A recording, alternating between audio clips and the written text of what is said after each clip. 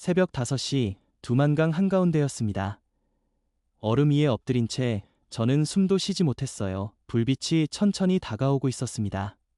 순찰이었어요. 끝났다. 머릿속이 하얘졌습니다. 여기서 잡히면 모든 게 끝이에요. 어머니도 저도 다 끝이었습니다. 심장이 터질 듯 뛰었어요. 땀이 얼음 위로 떨어졌습니다. 온몸이 얼어붙은 것 같았어요. 불빛이 점점 가까워졌습니다. 이제 10발자국, 아니 5발자국 거리, 제발, 제발. 속으로만 외쳤어요. 소리 내면 안 됐으니까요. 순찰대원의 발소리가 들렸습니다. 부츠가 얼음을 밟는 소리였어요. 너무 가까웠습니다. 불빛이 제 등을 비쳤어요. 이제 끝이다. 정말 끝이다. 그 순간 바람이 불었습니다. 순찰대원이 고개를 돌렸어요. 불빛이 움직였습니다. 천천히, 아주 천천히 지나갔어요. 발소리가 멀어졌습니다. 저는 그제야 숨을 쉬었어요. 온몸이 떨렸습니다. 눈물이 얼음 위로 떨어졌어요. 살았다. 안내인이 속삭였습니다. 지금 뛰어. 저는 벌떡 일어나 뛰었습니다. 뒤도 돌아보지 않고요. 얼음이 깨지는 소리가 들렸어요. 발이 물에 빠졌습니다. 하지만 멈출 수 없었어요. 죽느냐 사느냐의 순간이었습니다. 저는 김서연입니다. 북한에서 태어나 목숨을 걸고 국경을 넘었어요. 그날 밤의 공포는 지금도 제 가슴에 남아 있습니다. 저는 북한에서 태어났습니다. 제가 기억하는 첫 단어는 핵심이었어요. 아버지는 늘 군복을 입고 계셨습니다. 어깨에 달린 별이 햇빛에 반짝였어요. 저는 그 별을 보며 자랐습니다. 우리 집 담장은 다른 집보다 높았어요. 북한에서 담장이 높다는 건 지킬 게 많다는 뜻이었습니다. 저는 그게 자랑인 줄 알았어요. 친구들이 담장 밖을 기웃거릴 때도 저는 안에만 있었습니다. 밖은 위험해. 아니, 안전해. 어머니가 늘 하시던 말씀이었어요. 그런데 이상했습니다. 애 안전한 곳에 이렇게 높은 벽이 필요할까요?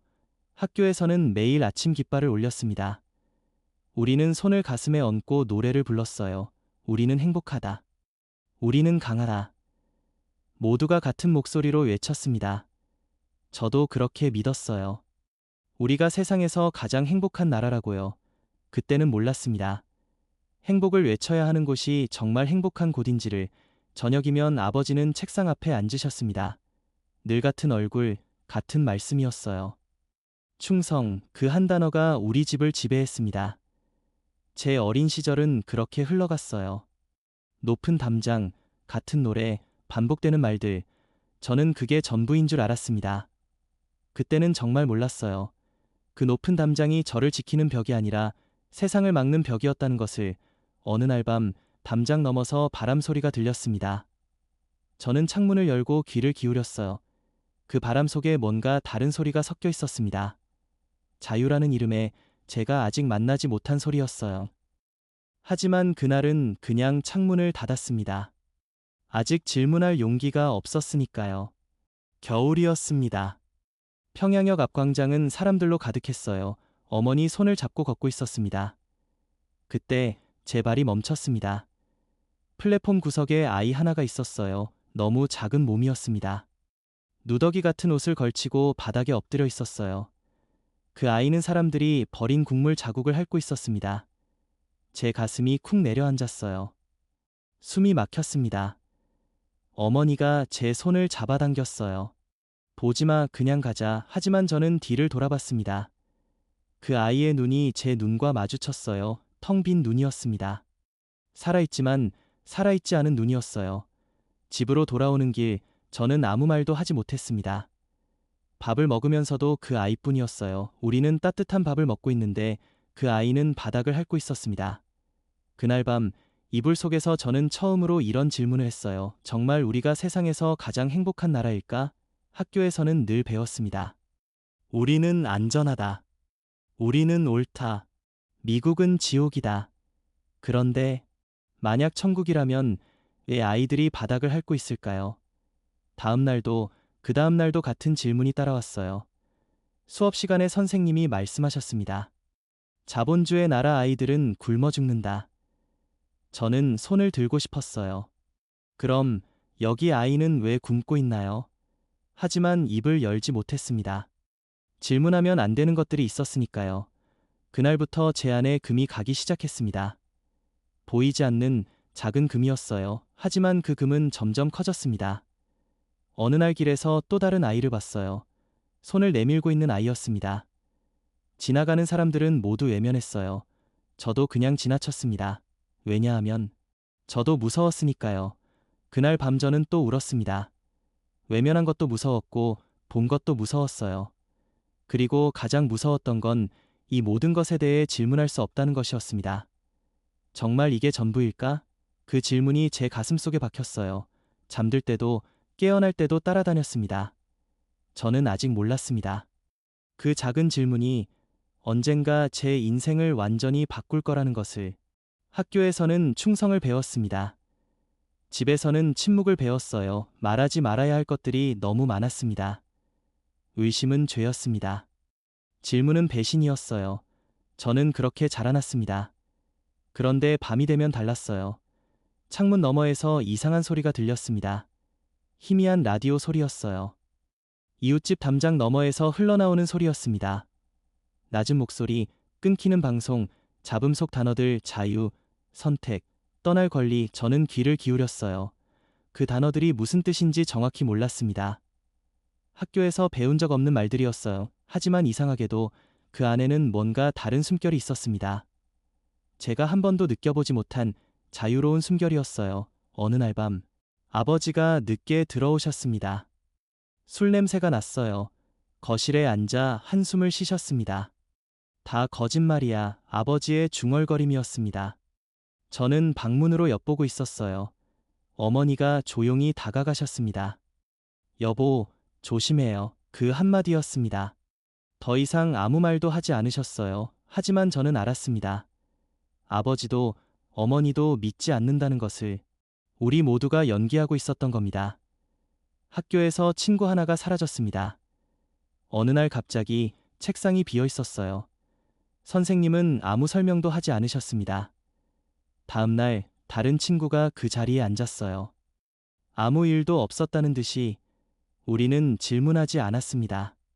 질문하는 순간 우리도 사라질 수 있었으니까요. 그날 밤 저는 또 라디오 소리를 들었습니다. 이번엔 조금 더 가까이 다가갔어요. 담장에 귀를 대고 들었습니다. 사람은 자유롭게 태어났습니다. 그 한 문장이 제 가슴을 뚫었어요. 자유롭게 태어났다고? 그럼 저는 왜 이렇게 갇혀 있을까요? 다음 날부터 저는 달라졌습니다. 겉으로는 같았지만 속으로는 완전히 달랐어요. 충성 노래를 부를 때도 이제는 입만 움직였습니다. 마음은 다른 곳에 있었어요. 금이 간 믿음은 다시 붙지 않습니다. 한 번 본 진실은 지울 수 없어요. 저는 그렇게 조금씩 깨어나고 있었습니다. 그리고 그 깨어남은 곧 떠남으로 이어질 운명이었어요. 결정은 큰 사건에서 오지 않았습니다. 작은 균열에서 시작됐어요. 어느 날 친척 오빠가 다녀갔습니다. 중국에 다녀온 사람이었어요. 방 안에서 작은 USB를 꺼내 보여줬습니다. 이거 절대 누구한테도 말하면 안 돼. 그 안에 영상이 하나 있었어요. 오빠는 낡은 노트북을 켜고 소리를 최대한 줄였습니다. 화면이 켜졌습니다. 거리였어요. 밤거리였는데 불빛이 너무 많았습니다. 사람들이 웃으며 걷고 있었어요. 누가 허락한 것도 아닌데 그냥 웃고 있었습니다. 가게마다 물건이 가득했어요. 아이들이 뛰어다니고 음악이 흘렀습니다. 누구도 두려워하지 않는 모습이었어요. 그 짧은 영상을 보는 내내 저는 숨을 참았습니다. 너무 충격적이었어요. 이게 정말 같은 세상일까? 영상이 끝나고 오빠가 말했습니다. 서연아, 밖은 우리가 배운 것과 달라. 그날 밤 저는 잠을 이루지 못했어요. 영상 속 그 불빛들이 계속 눈에 밟혔습니다. 웃는 사람들의 얼굴이 머릿속을 맴돌았어요. 다음 날부터 저는 모든 게 다르게 보였습니다. 거리의 선전 포스터가 거짓말처럼 느껴졌어요. 우리는 행복하다는 구호가 공허하게 들렸습니다. 학교에서 선생님이 말씀하셨어요. 북한은 천국이고 미국은 악마야. 저는 고개를 끄덕였습니다. 하지만 속으로는 생각했어요. 그럼 왜 그 지옥 사람들은 저렇게 웃고 있을까? 일주일 뒤 저는 깨달았습니다. 북한에서 남는 것은 살아있음이 아니라 견디는 것이라는 사실을.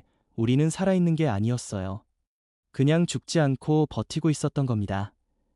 그날부터 결심이 굳어졌어요. 저는 떠나야 했습니다. 이곳에서 더 이상 견디고 싶지 않았어요. 하지만 두려웠습니다. 국경을 넘다 잡히면 어떻게 될까요? 가족은 어떻게 될까요? 그래도 남을 수 없었어요. 영상 속 그 불빛들이 계속 저를 불렀으니까요. 자유는 이제 선택이 아니라 필요가 되었습니다. 준비는 몇 달에 걸쳐 이루어졌습니다. 조금씩, 아주 조금씩 준비했어요. 따뜻한 옷, 탈지 우유를 챙겼습니다. 작은 돈을 모았어요. 국경 근처 지리를 외웠습니다. 그런데 가장 어려운 건 따로 있었어요. 바로 어머니였습니다. 떠나기 전날 밤 새벽 2시쯤이었어요. 저는 짐을 싸고 있었습니다. 문이 조용히 열렸어요. 어머니가 서 계셨습니다. 우리는 한참 동안 말없이 서 있었어요. 어머니의 눈이 제 가방을 보고 있었습니다. 모든 걸 아시는 눈빛이었어요. 어머니. 제가 먼저 입을 열었습니다. 하지만 더 이상 말이 나오지 않았어요. 어머니가 천천히 다가오셨습니다. 제 손을 잡으셨어요. 그 손이 너무 차가웠습니다. 오래 침묵이 흘렀어요. 어머니가 낮은 목소리로 말씀하셨습니다. 뒤돌아보지 말 거라. 그 한마디가 칼처럼 박혔습니다. 저는 어머니를 안고 싶었어요. 붙잡고 울고 안 간다고 말하고 싶었습니다. 하지만 그럴 수 없었어요. 어머니의 그 말은 붙잡는 말이 아니었습니다. 보내는 말이었어요. 어머니가 작은 봉지를 제 손에 쥐어주셨습니다. 먹을 거 조금 넣었다. 조심히 가거라. 저는 고개를 숙였습니다. 눈물이 쏟아질 것 같았어요. 하지만 참았습니다. 울면 안 될 것 같았으니까요. 어머니가 돌아서셨습니다. 문을 나가시기 전 한 번 더 돌아보셨어요. 살아라. 그것만 해라. 문이 닫혔습니다. 저는 그 자리에 주저앉았어요. 가슴이 찢어지는 것 같았습니다. 돌아갈까? 아니면 나아갈까? 밤새 고민했습니다. 어머니 얼굴이 자꾸만 떠올랐어요. 아버지 목소리가 들리는 것 같았습니다. 하지만 새벽이 밝아올 무렵 저는 알았어요. 이미 돌아갈 수 없다는 것을. 마음은 이미 국경 너머에 가 있었습니다. 새벽 4시 저는 집을 나섰어요. 뒤돌아보지 않았습니다. 어머니의 말씀대로요. 뒤돌아보면 무너질 것 같았으니까요. 그렇게 저는 북한을 떠났습니다. 사랑하는 사람들을 두고요. 자유를 향해, 아직 보지 못한 세상을 향해 걸어갔습니다. 발걸음은 무겁고 가슴은 아팠지만 멈출 수 없었어요. 이미 선택은 끝났으니까요.